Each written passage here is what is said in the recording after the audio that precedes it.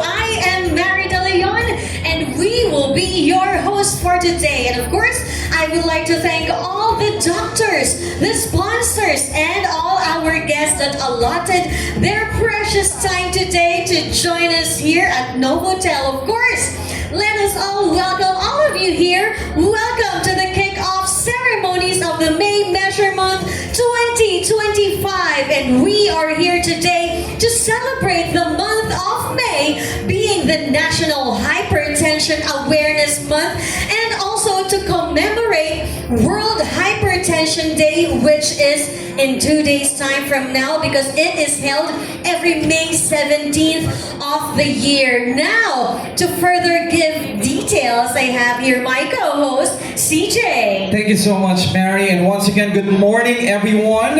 And welcome to our May Measure Month 2025. I am CJ Reyes, your host for the second time. It's totally a pleasure to be on this stage again. And I feel the high spirit in this room as we look forward to an exciting and insightful day ahead of us. So to add to what Mary has already mentioned, MMM is a campaign spearheaded globally by the International Society of Hypertension and the World Hypertension League. And of course, our very own, the Philippine Society of Hypertension, palakpakan naman po natin, ang ating mga sarili with the collaboration of the Department of Health, the Stroke Society of the Philippines, LGU of Manila, Marikina, and Quezon City, the Philippine Association from different specializations and local government units, other members of the Hypertension Alliance Philippines, representative from the pharmaceutical companies and other medical and corporate partners, and the media society.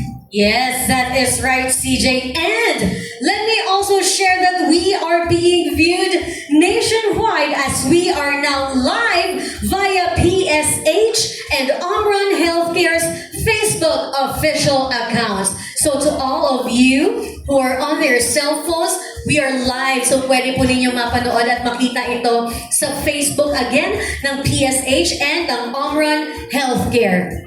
So to all those who are watching us right now, hello po sa inyong lahat.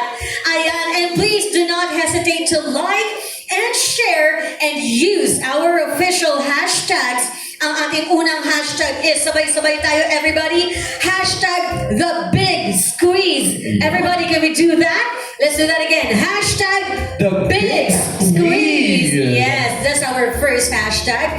And next is hashtag check your pressure and hashtag be sure pressure. Mali. Be sure pressure I check. So again, hashtag the big squeeze, hashtag check your pressure, and hashtag be sure pressure I check. Ayan. Alright, so because everyone right now needs more information about hypertension, especially to all our viewers online. Yes. That's right, Mary.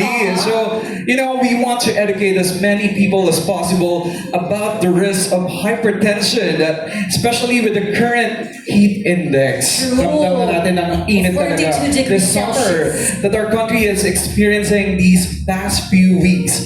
And I'm sure that not many of us are aware that hypertension is the leading cause of all deaths in the Philippines and worldwide.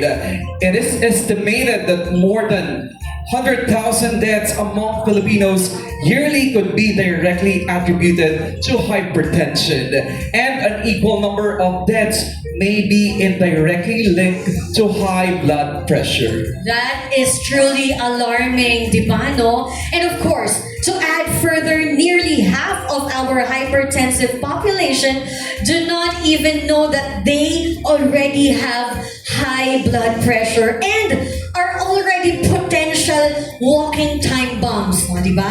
And on the road to develop potentially fatal complications like heart attack or stroke.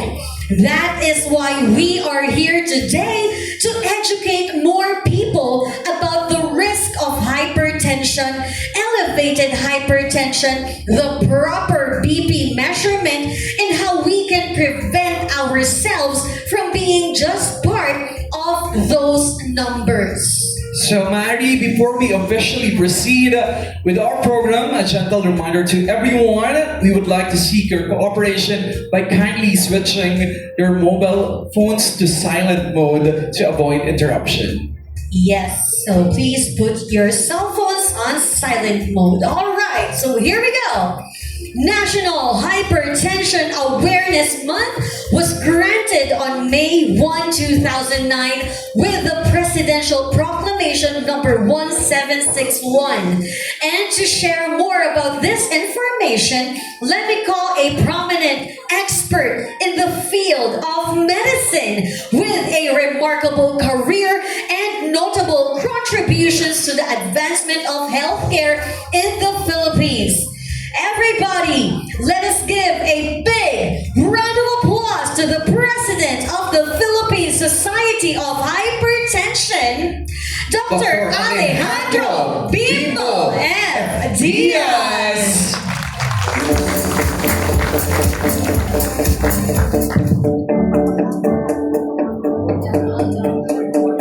Maraming salamat, Mali and CJ. Thank you very much. So, alam niyo naman, no? I always start my talk with practicing preventive cardiology, hypertension, stroke, CKD. So, pero ba't tumayo tayo lahat muna? Okay. 10 spots lang. Okay? Pero, kasi ako kung ano, I want you to take the heart. Ganon. Ibig na ganon. Yung mga iba. Okay, go. Ready? Paki-video, ano? May music. Okay. Ready? 10 lang, ha? Go. 1, 2, 3, lower. 4, 5, 6, 7, 8, 9, 10. Thank you very much. So, may I have the first slide? May clicker lang. Down. All right. So I keep on learning how to be more impactful in presenting. So naisip ko kanina ko lang ginawang umaga ito. No? Maybe just one slide, malaki. May measure month. Originally, it was May Measurement Month. Then the International Society of Hypertension made it just May Measure. So we're now on the 7th or 8th long journey of the May Measure Month. Since 2017, akalain mo. And then, bilang ng Philippines, ang dami na natin na screen. And we keep on improving. This year, I ask every one of you, with the power of digital, social media, and maybe AI technology, mas damihan natin, talunin natin ng China. Because in 2017, number 1 ang Philippines sa pinakamaraming na screen. But during the pandemic, naglaylo tayo. But now, tapos ng pandemic, may I have your down? Ayaw. Saan ba ko magpo-point? Down. Gawa ng battery. Alright. Okay na. Okay. Alright. So down. Not up. Down or up? Next, okay. Alright, so I would like to welcome everyone. I hope your names are here, organization, esteemed guests, multi-sectoral, you can see, media, banks, AIR, medical, pharma, of course, my colleagues in the medical. So this is about it, that it is really according to Pope Francis and Pope Leo, kailangan inclusive tayo. We cannot make it alone as medical doctors. The Philippine Nurses Association, Physical Therapy, lahat tayo. Because what I'm going to show you later on, may bago na kasi sa category ng blood pressure. We cannot impact really unless we really do impactful, serious prevention of hypertension. Because the moment we step to the hypertensive level, we are now at high risk. And now, what used to be normal, a normal blood pressure, I will show you the slide later on, is already considered abnormal.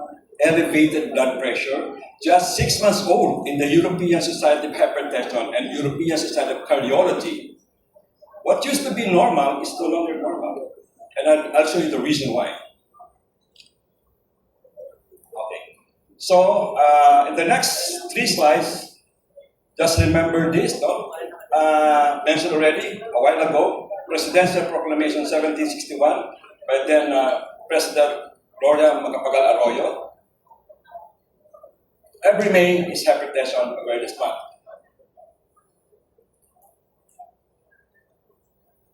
Balik.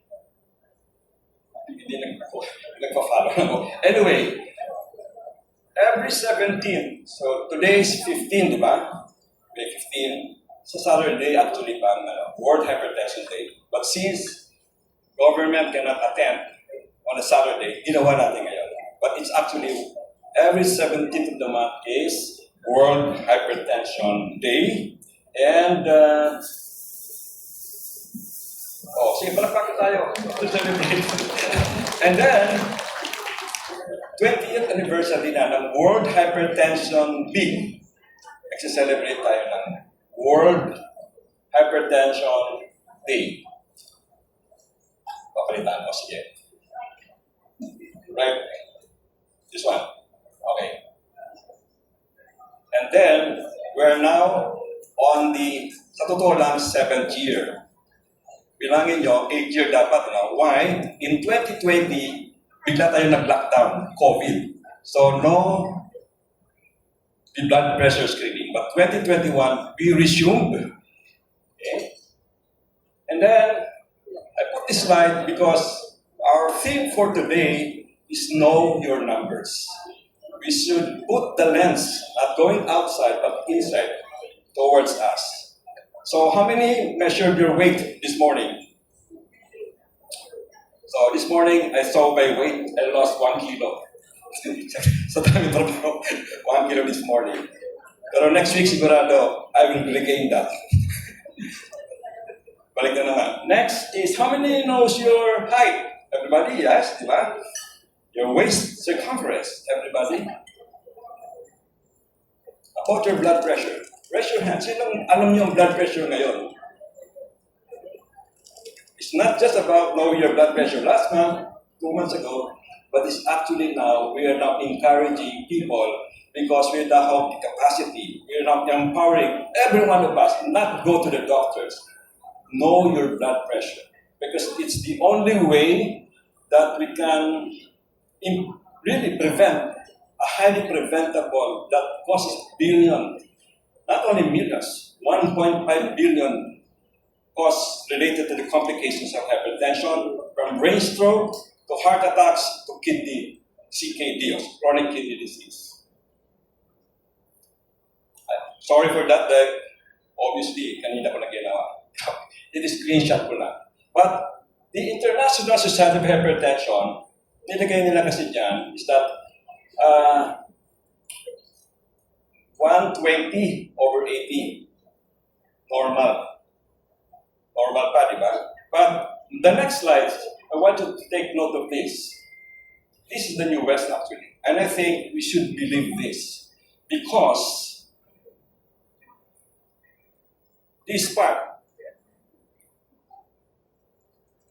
teka, kumalo ba yun o pinalo? Back. Next. Okay. All right. So you can see the non-elevated blood pressure. Didn't you notice? But it's the normal blood pressure. They don't want. May philosophical reason why they don't want to use normal. What is normal? Relative. So ang nakalagay, non-elevated blood pressure. So if you check your blood pressure and it is less than 120 over 70, okay ka. That's non-elevated blood pressure.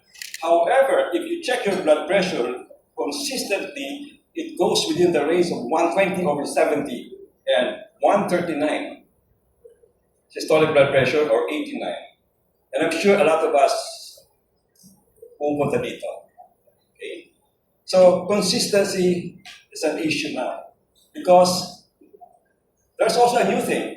You might have an excellent blood pressure in the morning, excellent blood pressure in the evening, but in the middle of the day or in the middle of the night, your blood pressure is just like an airplane, turbulence. It goes up and down. And if it is too high, the blood pressure variability, it also damages our blood vessels, especially the brain blood vessels, because the brain blood vessels has the least elasticity. That's why the heart blood vessels, the kidney blood vessels don't break. But the brain blood vessels are very vulnerable to break. It's the lenticular striatum, diba? Ito yung pumuputok eh. And that is hypertension, alin doon yung nakakita-kita, is intracerebral hemorrhage. And I'm sorry to say, but Filipinos, ang dami natin. And here we are, Dr. Tim Valdez and Dr. Mr. Calvi, will say that, bakit mas maraming hemorrhage sa atin compared with other countries? Okay, so one of the reasons, siyempre, is uncontrolled hypertension. That's the reason why I talked with Dr. Reggie Bartolome a while ago. Let's talk to the Department of Health. Kasi I will show you later on, okay, we already achieved lowering the prevalence of hypertension. We have a lot of programs, we have a lot of education. But honestly, if you ask ourselves, how much is our control rate of hypertension in the Philippines? The main measurement map, wala na yung slide ko, showed consistently that the control rate in the Philippines is just around 20 to 30%. So, the World Hypertension League, if you go to the website, ang gusto nila by year 2030, and that's 5 years from now, 50%. So, additional 20%. Kaya ba natin yun? Yes, through your power. Your campaign, katatapos nating election, nakita ko very active. We saw, Vox Populi, Vox Dei, nagsalita. Actually, nanalo, it was okay lang. It was a protest vote, lumabas. But this one, we can impact talaga. I placed this slide here. This is a slide I lecture on the stroke risk. Why? If your blood pressure is between 120 to 139, if your blood pressure, itain natin, intermediate, 130 to 139, sa Amerika, di ba? If you look at the 2017 American Heart Guidelines, blood pressure, yung 130 is already hypertension. But ayaw ng European, dito na tayo sa gitna. But it's the same. If your blood pressure in the elevated blood pressure is consistently 130, next one is look at your risk. Okay, we don't have a Filipino risk scoring, but we can count on the SCORE2. You can go to the website of SCORE2 Asia Pacific. Nandiyan tayo. And look at that. Philippines is very high risk region. Di ko lang nilagay yung heat map, but nung hinit map ko, I placed just my age. Just my age. Normal ang blood pressure ko, normal ang LDL ko. I was convinced I need to take statins. So, I'm now taking statins, even if my LDL is within the normal. So, yun ang gusto natin, is hypertension is multifactorial, it's not acting alone. It is connected to other conditions, diabetes and metabolic problem and the likes. And then, Philippine Society of Hypertension, through the initiation of Dr. Rafi Castillo and the other past presidents, really helped, really put the Philippines in the map as one of the most active countries in the world. 100 countries participating, sumasali tayo every year. And because of that, we have really increased awareness, libreng blood pressure. What ang kulang natin is really lifestyle advice. How do you treat? How do you treat hypertension? And I hope this is a Facebook Live. I'm calling on the Department of Health, LGUs.